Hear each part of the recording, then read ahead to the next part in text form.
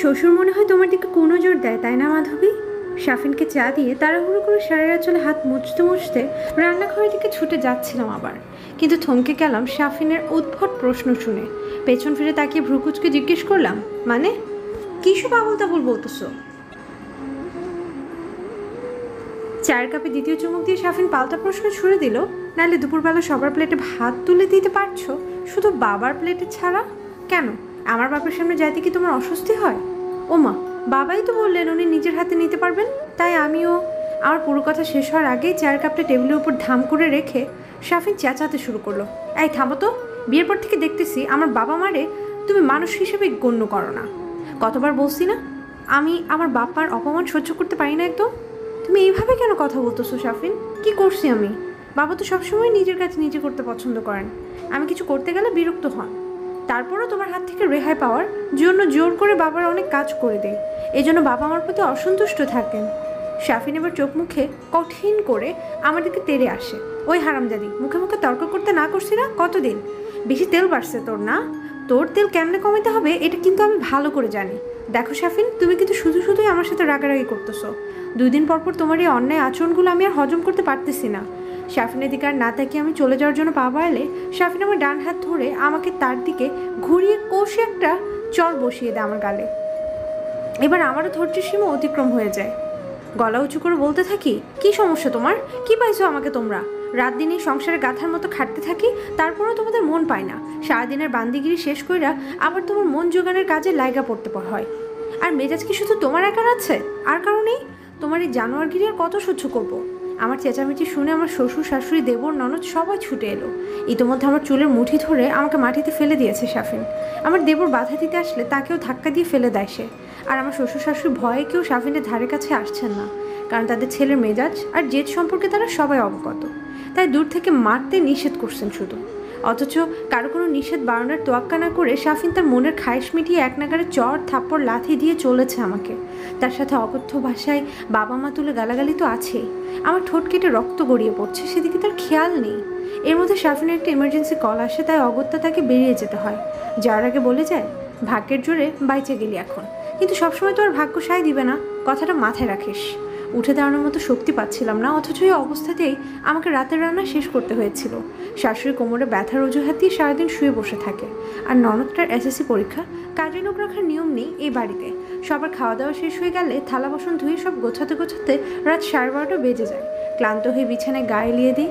ঠিক তখনই শাফিন আমার উপর ঝাঁপিয়ে পড়ে তার যৌন চাহিদা মেটানোর জন্য। আমি বাধা দেওয়ার চেষ্টা করি, অনুরোধ করি আজকের দিনটা ছেড়ে দেওয়ার জন্য, কিন্তু আমার কথার পাত্তা না দিয়ে শাফিন তার কাজে লেগে পড়ে। এক এক করে আমার শরীরের কাপড় খুলতে থাকে। বিছানায় সে আমার সাথে কখনোই স্বামীর মতো আচরণ করে না, তখন তার আচরণ হয়ে যায় ক্ষুধার্ত এক পাগলা কুকুরের মতো। শাফিনের প্রতিটা স্পর্শ আমার গায়ে কাটার মতো গিয়ে বিচ্ছে। প্রচণ্ড ব্যথায় আর যন্ত্রণায় যখন কাতরাচ্ছিলাম, সে তখন আমার মুখ চেপে ধরে রেখেছিল, আর আমি অসহায়ের মতো শুধু ছটফট করছিলাম। মাধবী, দরজাটা খোল, তুই কি ঘুমাইতেছিস? ধর্মর করে শোয়া থেকে উঠে বসলাম। কপালে হাত দিয়ে দেখলাম আমার পুরো শরীর ঘেমে নিয়ে গেছে। কিছুটা ধাতস্থ হয়ে খেয়াল করলাম চারিদিকে ঘুটঘুটে অন্ধকার। এই মাধবী, দরজা বন্ধ করে কি করতেছিস? কিছুই তো বুঝতেছি না। মায়ের ডাক শুনে সম্বিত ফিরে পেলাম। এতক্ষণ তাহলে স্বপ্ন দেখছিলাম আমি? সেই বিভৎস রাতগুলো এখন আমার পিছু ছাড়েনি, প্রায় স্বপ্নে এসে হানা দেয়। বিছানা থেকে নেমে গিয়ে দরজা খুলে দেখলাম আম্মা একটা জ্বলন্ত মোমবাতি হাতে নিয়ে দাঁড়িয়ে আছেন। সে কখন থেকে দরজা ধাক্কাইতেছি। কি করতেছিলি এতক্ষণ? কারেন্ট চলে গেছে, নে মোমটা ধর। আমার হাত থেকে মোমবাতি নিতে নিতে বললাম, বই পড়তে পড়তে কখন ঘুমিয়ে গেছি টের পাই নাই। কারেন্ট কখন গেছে? একটু আগে। এখনই ভাত পারবো নাকি কারেন্ট আসলে? কারেন্ট আসুক। আহির বাসায় নেই? কারেন্ট যাওয়ার সাথে সাথে হাওয়া খাইতে বাইরে হইয়া গেছে। রাতে খাওয়া দাওয়ার পর আম্মা আমার ঘরে আসলেন। কালকে তোর ছোট চাচার কাছে যাবি বলছিলি, মনে আছে? মোবাইল চার্জে দিতে দিতে উত্তর দিলাম, আছে। স্কুল থেকে সোজা ওইখানেই যাব। ভালো মতো বুঝাইয়া বলবি, আর ওদের কোনো কথায় মাথা গরম করবি না। এই কথার কোনো উত্তর দিলাম না আমি। আমাকে চুপ থাকতে দেখে আম্মা চলে গেলেন নিজের কাজে। বিশাল বড় ড্রয়িং রুমের সাজসজ্জাতে বিলাসিতা স্পষ্ট। দরজা জানলা পর্দা থেকে শুরু করে দেয়ালের টাইলস পেন্টিংয়ের মধ্যেও আভিজাত্যের ছোঁয়া আছে। প্রায় আধ ঘন্টা বসে থাকার পর ছোট চাচি আসলেন। উঠে দাঁড়িয়ে সালাম দিলাম আমি। সালামের উত্তর দিয়ে তিনি আমাকে বসতে বললেন। অনেকক্ষণ হয়েছে আসছো না? আমি আসলে অনলাইনে কয়েকটা নেকলেসের ডিজাইন দেখতেছিলাম। মুচকি এসে বললাম, ঠিক আছে চাচি, সমস্যা নেই। তারপর তিনি আমার মুখোমুখি বসলেন। ভাবি, আহির, মেহের, ওরা সবাই কেমন আছে? ভালো আছে। তুমি কি স্কুল থেকে আসলা? হ্যাঁ, এছাড়া তো আর সময় হয় না আমার। চাচি চাচ্চু বাসায় নেই? আছে, তার শরীরটা ভালো না, তাই শুয়ে আছে। আমি জানি তুমি কি জন্য তোমার চাচ্চুরে খুঁজতেছো। সেদিন যখন তুমি তোমার চাচ্চুর কাছে ফোন দিছিলা, আমি তখন সামনেই ছিলাম। ও আচ্ছা, তা কোনো ব্যবস্থা কি হয়েছে? কি যে বলবো মাধবী, আসলে তোমার চাচার ব্যবসার অবস্থা এখন খুব একটা ভালো যাইতেছে না। তার উপর আবার নতুন ব্যবসায় হাত দিছে, বুঝতেই তো পারতেছো। 60-70 হাজার টাকা তোমাদের ধার দেওয়া এই মুহূর্তে ওর পক্ষে সম্ভব না। কিন্তু তারপরও তোমার চাচ্চু বলছে 1,000-5,000 ম্যানেজ করে দিতে পারবে। চাচি টাকার অঙ্কটা বলে যেন আমার মুখে কুলু পেটে দিলেন। কয়েক মিনিট চুপ থাকার পর চলে যাওয়ার জন্য উঠে দাঁড়ালাম। সঙ্গে সঙ্গে চাচি প্রশ্ন করলেন, কি ব্যাপার, চলে যাইতেছো? আমি পিছন ফিরে তাকালাম। জি। আরে শুনো, বসো, আসল কথাই তো বলি না। অনেকটা জোর করেই চাচি আমাকে বসালেন। তোমার জন্য একটা ভালো পাত্র পাইছি। মা ভাই বোনরে নিয়ে আর কত ভাববা? তোমার নিজের তো একটা জীবন আছে না? তাছাড়া আহির কিছুদিন পরে চাকরি পাইয়া বউ ঘরে তুলবে, তখন আর তোমার ওই বাসায় জায়গা হবে না। নতুন বউ আয়সা ঠিকই তোমারে বিদায় করে ছাড়বে। তাই বলতেছি, এই অপমানের আগে মানে কাইটা পড়ো। শোনো, পাত্র আমার চাচাতো ভাইয়ের ননদের ছেলে, বিদেশে থাকে, বিশাল বড় লোক। হ্যাঁ, বয়সটা একটু বেশি, তাতে কি? তুমি ডিভোর্সি, তাই না?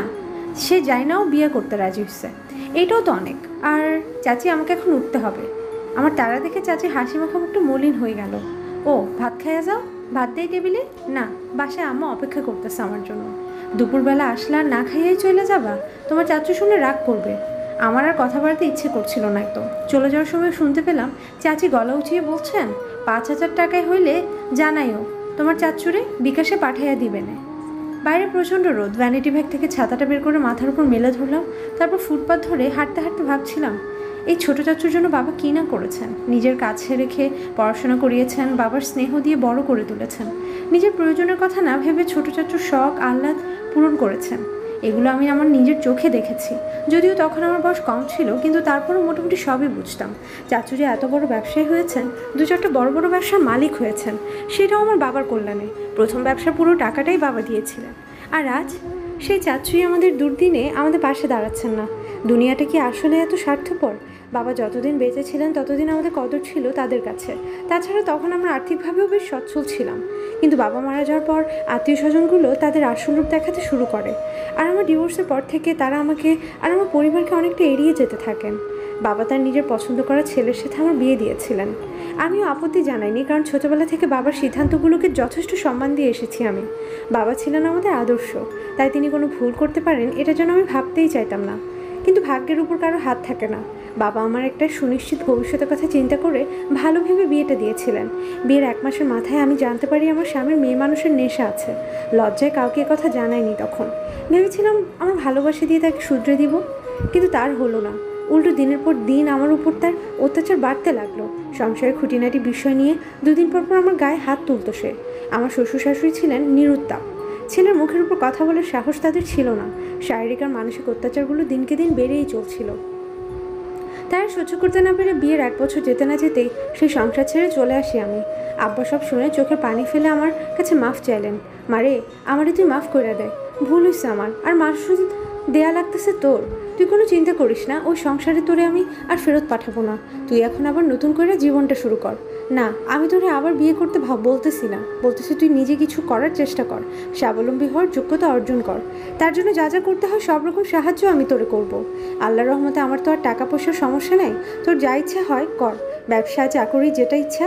তারপর যদি তোর কখনো মনে হয় তুই আবার সংসারী হবি, তাতেও আমার কোনো আপত্তি থাকবে না। আমি সবসময় তোর পাশে থাকবো রে মা, সবসময়। কিন্তু খুব বেশি দিন বাবা আমার পাশে থাকতে পারলেন না। কয়েক মাস পরেই বাবা হার্ট অ্যাটাকে মারা গেলেন। তারপর থেকে শুরু হয় আমাদের জীবনযুদ্ধ। আব্বার ফার্নিচারের ব্যবসায় লোকসান চলতে থাকে। বাবা মারা যাওয়ার 1 মাস আগে আমাদের এলাকার একটা হাই স্কুলে জয়েন করেছিলাম আমি।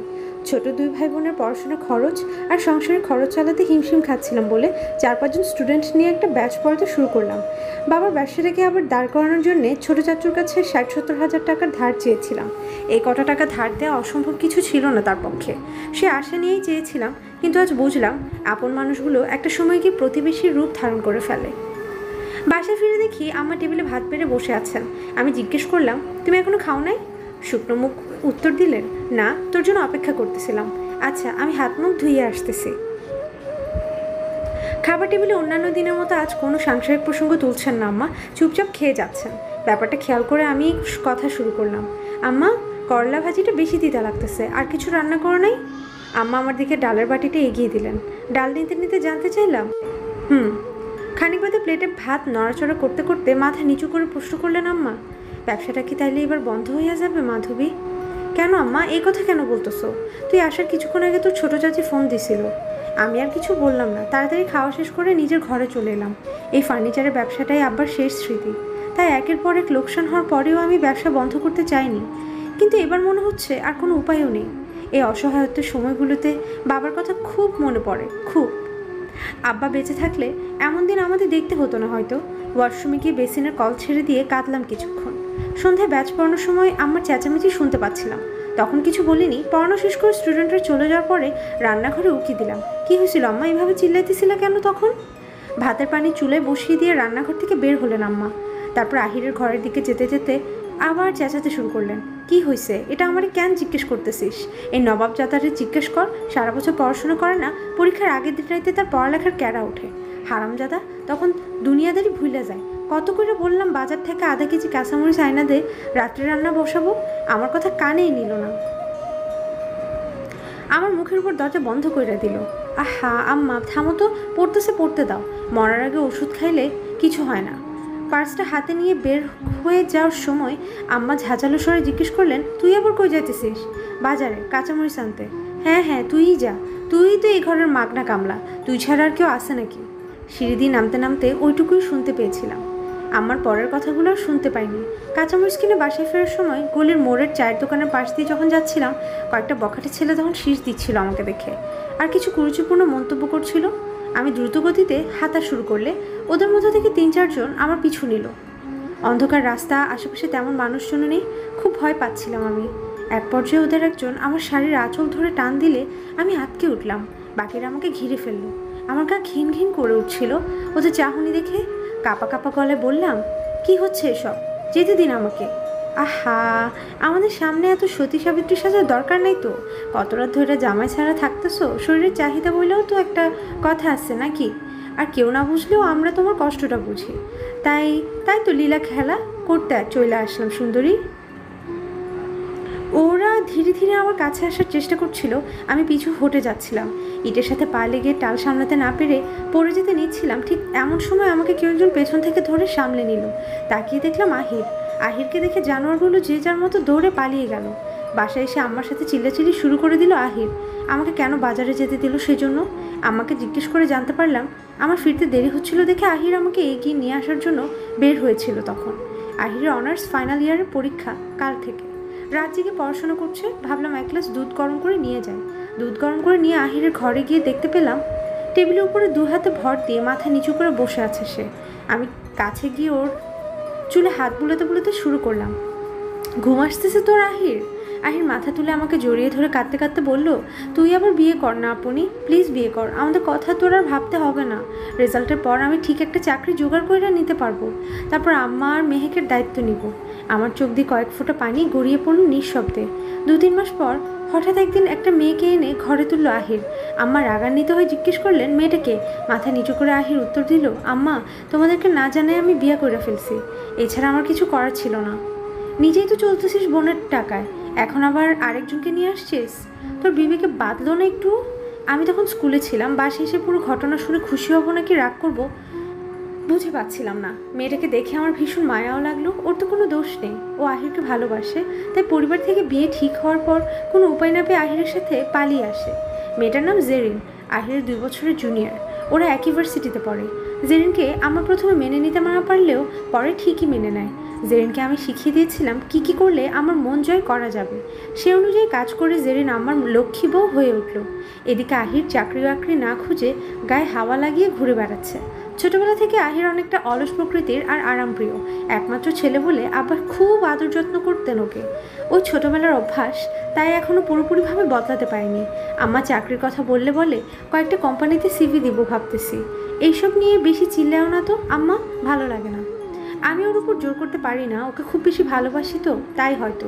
কিন্তু সংসারটা এখন আর আমার একার পক্ষে টানা আর সম্ভব হচ্ছে না। মেহেকের প্রাইভেট টিচারের বেতন বাকি পড়েছে 3 মাসের, দিতে পারছি না। তাছাড়া জেরিনের পড়াশোনার খরচটাও এখন আমাকে চালাতে হচ্ছে, আর ব্যবসা তো প্রায় বন্ধই বলতে গেলে। একদিন মেহেক রাগ করে আমাকে বলে বসলো, তোমার ভাইয়ের বউয়ের পড়াশোনার খরচ তো ঠিকই দিতে পারতেছো, কিন্তু নিজের বোনের বেলায় কী করতেছো? এগুলো অন্যায় হইতেছে না? তোমার ভাই কি এগুলো দেখে না? বউসহ তোমার ঘাড়ের উপর বসে খাইতেছে, লজ্জা করে না ওর? জেরিনের কথা শোনার পরে সারাদিন না খেয়ে থাকে। রাতে আহির বাসায় ফিরে জেরিনকে খাওয়ার কথা জিজ্ঞেস করলে তেলে বেগুনে জ্বলে উঠে বলে, কি খাবো আমি? কার টাকা খাবো? তোমার মতো এমন শিক্ষিত, শারীরিকভাবে সুস্থ একটা জামাই থাকার পরও আমাকে আরেকজনের রোজগারে চলতে হইতেছে কেন এখনো? বলো, উত্তর দাও। আশ্চর্য, কী হয়েছে? তুমি এভাবে চেঁচাইতেছো কেন? আস্তে কথা বলো, নয়তো নয়তো কি? হ্যাঁ, কি করার ক্ষমতা আছে তোমার? আপনি একটা মেয়ে মানুষ হয়ে এত বড় সংসারটা টানতেছে, আর তুমি তুমি তো পুরুষ মানুষ। ধুর, কারে কি বলি, যার কিনা বউয়ের জন্য একটা প্যাড কিনতে গেলেও বোনের কাছে হাত পাতা লাগে। ছি, তোমার আত্মসম্মান বোধ না থাকলেও আমার আছে, বুঝছো? শুনো আহির, যতদিন না পর্যন্ত তুমি নিজের রোজগার শুরু করবো ততদিন পর্যন্ত আমার সাথে কোনো কথা বলতে আসবে না। কথাটা যেন মনে থাকে। পাশের ঘর থেকে আম্মা সবটা শুনতে পেয়ে ওদের ঝগড়া মিটমাট করে দিতে যাচ্ছিলেন, কিন্তু আমি বাধা দিলাম। বললাম, থাক না আম্মা, ওদের স্বামী স্ত্রীর ব্যাপার, ওদেরকেই মিটমাট করতে দাও। আমরা এখানে নাক না গলাই। এত যত্নে আগলে রাখা সংসারটাই বুঝি এবার ভাঙন ধরে যাবে ভেবে আশঙ্কা করেছিলাম। দুশ্চিন্তায় সারা রাত ঘুম আসেনি। আমি বাইরে থেকে যতটা শক্ত মন মানসিকতা নিয়ে সবার সামনে ঘুরে বেড়াই, ভেতরে আমি ঠিক ততটাই দুর্বল। কিন্তু আম্মা, আহির আর মেহেকের সামনে তা প্রকাশ করি না আমি। আমাকে ভেঙে পড়তে দেখলে ওরাও যে হার মেনে যাবে। সেদিন জেরিনের কথাগুলো আহিরের আত্মসম্মানে লেগেছিল খুব। ফলাফলস্বরূপ অনেক চেষ্টার পর 1 মাসের মধ্যে বেসরকারি একটা কোম্পানিতে ভালো পদে চাকরি পেয়ে যায় সে। কিন্তু এই চাকরির জন্য দরকার মোটা অঙ্কের ঘুষ। আহির খুব আশাহত হয়ে পড়ে। আমার বিয়ের গয়নাগুলো থেকে কিছু গয়না আমি জেরিনকে দিয়ে দিয়েছিলাম, বাকিগুলো রেখে দিয়েছিলাম মেহেকের বিয়ের জন্য। সবার অজান্তে সেই গয়নাগুলো বিক্রি করে দিলাম, আর গয়না বিক্রির টাকাটা আহিরের হাতে তুলে দিলাম চাকরির ঘুষ দেওয়ার জন্য। আহির প্রথমে নিতে না চাইলেও আমি জোর করার পর নিতে বাধ্য হলো। টাকাটা দেওয়ার সময় আহিরকে বললাম, মেহেকের জন্য আমি কিছুই অবশিষ্ট রাখতে পারিনি, তোর ভরসায় ওকে রেখে দিলাম। আহির আমার দুহাত চেপে ধরে আমাকে আশ্বস্ত করলো, তুই একদম চিন্তা করিস না আপুনি, মেহেককে আমি গয়না দিয়ে ভরিয়ে দিব, দেখে নিস, তুই শুধু আমার জন্য দোয়া করিস। আহিরের চাকরিটা হয়ে গেল। জেরিন পড়াশোনা শেষ করে আমাদের অনুমতি নিয়ে নিজের ইচ্ছে একটা চাকরিতে জয়েন করলো। সব কিছু এখন খুব ভালোভাবে চলছে। সংসারে আর্থিক টানাপোড়েন এখন আর নেই। আব্বা ব্যবসাটা আহিরের আবার নতুন করে শুরু করেছে। আহির আমাকে জোর করে স্কুলের চাকরি আর ব্যাচ পড়ানো ছেড়ে দেওয়ার জন্য, কিন্তু আমি অনেক বলে করে স্কুলের চাকরিটা রাখলাম, ব্যাচ পড়ানো ছেড়ে দিলাম। এর মধ্যে এক প্রতিবেশী আন্টির প্ররোচনা পড়ে আম্মা আবার আমার বিয়ের কথা ভাবতে শুরু করলেন। আমি রাজি হচ্ছিলাম না বলে আমার সাথে কথা বলা বন্ধ করে দিলেন। বাসায় তখন তুমুল অশান্তি নিয়ে। আমিও কথায় কথায় বাসা থেকে চলে যাওয়ার হুমকি দেই। পরদিন স্কুল থেকে সরাসরি চলে গেলাম কলেজ ফ্রেন্ড নিতুর বাসায়। মন মেজাজ ভালো নেই দেখে ভাবলাম কিছুক্ষণ আড্ডা দিলে অনেকটা ফ্রেশ লাগবে। ফোনে চার্জ নেই, তাই বাসায় জানাতে পারলাম না। আড্ডা শেষ করে বাসায় ফিরতে ফিরতে রাত হয়ে গেল। বাসায় ঢোকার সাথে সাথে আম্মা আমাকে জড়িয়ে ধরে কাঁদতে শুরু করে দিলেন। আমার উপর রাগ করে, তুই কই চলে গেছিলি মাধবী? তোরে আর কোনোদিন বিয়ের জন্য প্রেশার দিব না আমি, তাও তুই আমার এই ছাইরা চলে যাইস না। ইদানিং মাথা ব্যথার কারণে স্কুলে ক্লাস নিতে পারিনি ঠিক মতো, বাসায় চলে আসতে হয়। কোনো কাজ করতে গেলে হাত কাঁপা শুরু হয়ে যায়, তাই বাধ্য হয়ে স্কুলের চাকরিটা ছেড়ে দিলাম। বেশ কয়েকদিন এভাবে চলার পর জেরিন আমাকে ডক্টরের কাছে নিয়ে গেল। ডক্টর কিছু টেস্ট দিলেন, রিপোর্টে ধরা পড়লো আমার ব্রেন ক্যান্সার হয়েছে, লাস্ট স্টেজে আছে এখন। খবরটা শোনার পর আমি একটু বিচলিত হইনি, তবে আহির, জেরিন, মেহেক আর আম্মা পাগলামি শুরু করে দিয়েছিল। এক একজন আমাকে বিদেশে নিয়ে যাওয়ার জন্য উতলা হয়ে পড়েছে। আমি ওদের সবাইকে আমার ঘরে ডেকে বুঝিয়ে বললাম, তোমরা এমন পাগলামি করতেছো কেন? শুনলাম জেরিন নাকি নিজের গয়নাগাটি বিক্রি করতে চাইতেছে, আর আহির তুই নাকি ফার্নিচারের দোকানটা বন্ধক দেওয়ার চেষ্টা করতেছিস কেন? ডক্টর তো বলেই দিচ্ছেন আমার এখন আর কোনো চিকিৎসা নাই। তাইলে এই নিষ্ফল চেষ্টাগুলো তোমরা কেন করতেছো? যতদিন বাইচে আছি ততদিন অন্তত তোমাদের সবাইকে নিয়ে ভালোভাবে বাঁচতে দাও প্লিজ। মেহেকার জেরিন আমাকে জড়িয়ে ধরে কান্নাকাটি শুরু করে দিল। আহির চোখের পানি আড়াল করার জন্য এ ঘর থেকে চলে গেল, আর আম্মা নীরবে চোখের পানি মুছতে লাগলেন। ধীরে ধীরে আমি আমার শারীরিক পরিবর্তনগুলো খুব ভালোভাবে টের পাচ্ছি। এক গ্লাস পানিও নিজের হাতে নিয়ে খেতে পারছি না। মাথা ব্যথার তীব্র যন্ত্রণায় ঘুম না হওয়ার ফলে চোখে টিচে কালি জমেছে। কথা জড়িয়ে আসে এখন, তবে আমার কোনো আক্ষেপ নেই। আমি আমার সব দায়িত্ব পালন করে যেতে পারছি। মানুষের মৃত্যু হয় তখন যখন পৃথিবীর কাছে তার প্রয়োজন ফুরিয়ে যায়। আমারও নিশ্চয়ই প্রয়োজন ফুরিয়ে গেছে এই সংসারে। যে কটা দিন আছি দু চোখ ভরে আমার আপনজনদের পূর্ণতাগুলো দেখে যেতে চাই শুধু। আসলে পৃথিবীতে কিছু মানুষের জন্মই হয় শুধু অন্যকে দিয়ে দেওয়ার জন্য। আমিও সেই মানুষদের মধ্যে একজন হতে পেরে নিজেকে খুব ভাগ্যবতী মনে করছি আজ। একদিন মধ্যরাতে ঘুমের মধ্যে অসহ্য এক যন্ত্রণা অনুভব করতে লাগলাম। টের পাচ্ছিলাম আমার পুরো শরীর অসহায় হয়ে যাচ্ছে। মনে হচ্ছে অন্য কোনো এক অচিন দেশে পাড়ি জমাচ্ছি, মেঘের রাজ্যে ভেসে বেড়াচ্ছি। সে মেঘেদের ভিড়ে স্পষ্ট দেখতে পাচ্ছি আব্বা দুহাত বাড়িয়ে আমাকে বুকে জড়িয়ে নিতে চাচ্ছেন, ঠিক যেমনই ছোটবেলায় আমার স্কুল ছুটির পর দূর থেকে দেখতে পেতাম আব্বা দুহাত বাড়িয়ে দাঁড়িয়ে আছেন আমাকে কোলে তুলে নেওয়ার জন্য, আর আমি দৌড়ে যেতাম। এখনও ঠিক তেমনই দৌড়ে যাচ্ছি আব্বার কাছে। কাচের পুতুল, কাল্পনিক, লেখা নুসরত খান অনি।